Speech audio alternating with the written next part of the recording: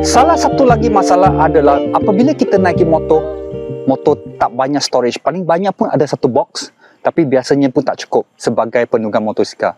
Jadi dengan eMAS5 ni, tak ada lagi masalah macam tu. Dengan 375 boot space yang cukup luas, saya boleh letak banyak barang.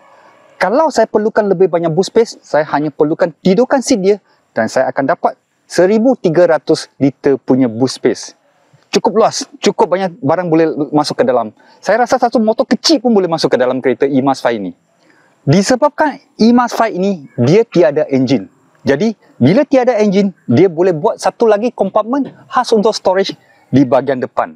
Kompartmen depan ni boleh memaki 70 liter punya storage. Jadi, kalau kamu nak taruh satu luggage kecil untuk cabin luggage, boleh muat. Dan bagi saya, ini adalah sangat bagus sebagai satu storage berasingan kerana di sini saya boleh letak barang yang lebih berbau kuat seperti durian, pakaian kotor atau berbau dan tidak menjejaskan kesegaran udara dalam kereta. Dengan storage yang besar yang ada di belakang, ada juga storage di depan. Kalau saya pergi ke pasar raya, saya boleh beli seberapa banyak yang saya boleh. Kalau saya naiki motor, bolehlah beli sikit-sikit gantung di handlebar, tapi kalau berat, tentu ganggu handling dan membahayakan.